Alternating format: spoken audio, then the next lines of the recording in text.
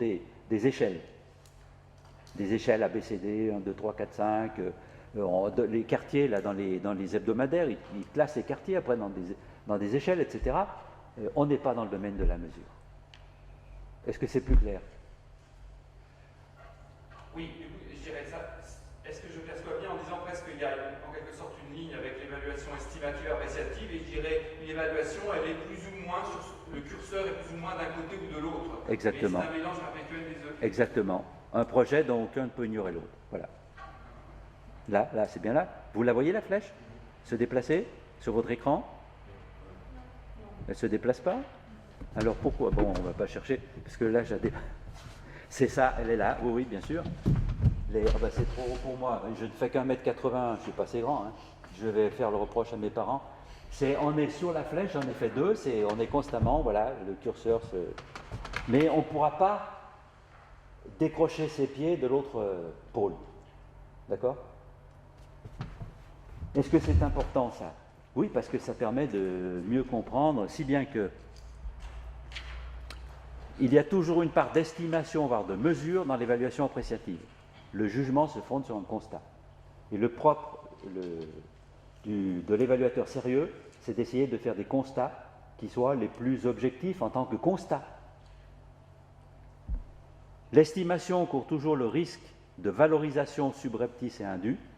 C'est la valorisation sociale. Hein. Je ne garde que l'exemple du prix de l'appartement. De par son étymologie, le terme d'évaluation devrait être réservé à l'évaluation appréciative. Voilà, parce qu'après, il y a toujours une part d'appréciation, donc de jugement de valeur, dans toute évaluation. Même quand j'évalue ma position sur la route, je pense qu'il vaut mieux être sur la route qui conduit à Lyon plutôt qu'ailleurs. Voilà. Et ça, c'est le jugement de valeur de départ. Évaluer, c'est tenter de se rendre utile, et c'est ici que les difficultés vont s'amplifier. Utile à quoi? Ça soulève la question des fonctions de l'évaluation. Et utile à qui? C'est pourquoi ce matin, de qui parle? Quelle institution? On va être utile à une institution, mais laquelle? Cela soulève la question des publics ou des destinataires prioritaires. C'est une notion qui me paraît essentielle. Pour qui vous travaillez en évaluant? Quel est le destinataire prioritaire? Le ministre, le président de l'université ou les étudiants? Alors, si l'évaluation intervient pendant les apprentissages, la réponse est claire, nette et sans bavure, les étudiants. Et une évaluation à l'université qui n'est pas utile aux étudiants pour leur permettre de mieux apprendre, elle manque sa finalité essentielle. Voilà. Mais il n'y a pas que ça, il y en a d'autres. Alors, parmi ces finalités, quelles sont les D'abord, quelle différence entre... C'est compliqué ça. On fait une différence entre une finalité et une fonction. Le plus simple, le plus au ras des pâquerettes, c'est fonction. Alors, quelles sont les fonctions possibles pour une évaluation? Par exemple, étayer une décision. Je lui donne le bac ou non? Voilà, la fonction, ça va même être plus précisément, il y aura une fonction double, attester la maîtrise d'une compétence pour certifier, ce qu'on appelle l'évaluation certificative. Ça fait deux fonctions. Attester, validation des acquis, voilà une fonction. Ça sert à valider des acquis. Ça sert à distribuer un diplôme. Ça sert à vérifier la maîtrise d'un savoir. C'est ce que l'on appelle l'évaluation sommative. En fin d'année ou de semestre, il faut bien vérifier la maîtrise des savoirs. C'est une fonction. Ça sert à faire un diagnostic. Ça sert à y voir clair dans ce qui va et ce qui cloche chez un étudiant ou chez moi. Ça, c'est ce qui fonde ce que l'on appelle l'évaluation formative. Alors la fonction, c'est le rôle central joué par l'évaluation dans un champ de fonctionnement social. Ça marche, comme je dis là? Oui. La finalité, c'est un peu plus large, un peu au-dessus. La finalité, c'est par exemple mettre sous pression. Je vais évaluer mon personnel pour le mettre sous pression. On va mettre les fonctionnaires au travail, hein, vous allez voir. Ces fainéants de chez France Télécom, on va les mettre au travail. Pression. La chasse aux mauvais vendeurs est ouverte. Et là, je suis déjà dans la partie suivante, hein, l'évaluation qui devient obsessionnelle.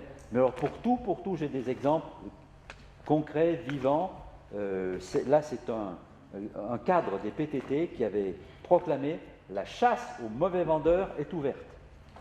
Alors, il s'est fait quand même un peu remonter les bretelles, celui-ci, par sa hiérarchie, mais voilà à quoi on arrive. Hein. Je le retrouverai peut-être, parce que j'en ai 10 pages d'exemples. J'avais l'exemple, pardonnez-moi, mais c'était Seguin, pour faire voir la différence entre l'évaluation estimative, l'évaluation estimative et l'évaluation appréciative. C'était Seguin qui éprouvait de l'affection pour Chirac, et qui, à propos de Chirac, disait souvent « ce grand con de Chirac ». Alors, ce grand con de Chirac, on voit bien qu'il y a le mélange des deux. C'est ce con de Chirac, ça c'est du qualitatif.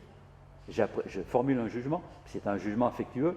Et ce grand con, il y a des petits cons, il y a des moyens cons, il y a des grands cons, je suis plus dans le quantitatif, plus du côté estimation. Mais il y a les deux. C'était pour prouver qu'il y avait toujours les deux. Alors j'en avais comme ça toute une série, mais bon, passons sur ces exemples-là. Alors, utile acquis, donc, peut-être encore un ou deux exemples de finalité. Une question. Oui.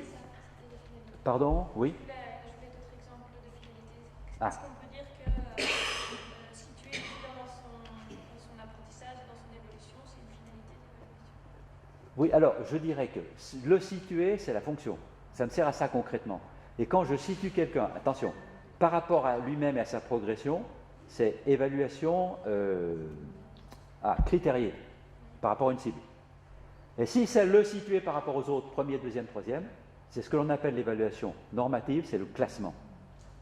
Autant se situer par rapport à une cible est essentiel pour la surveillance de l'action et pour l'autorégulation, autant situer par rapport aux autres peut être dangereux et tous les classements sont plus ou moins pernicieux.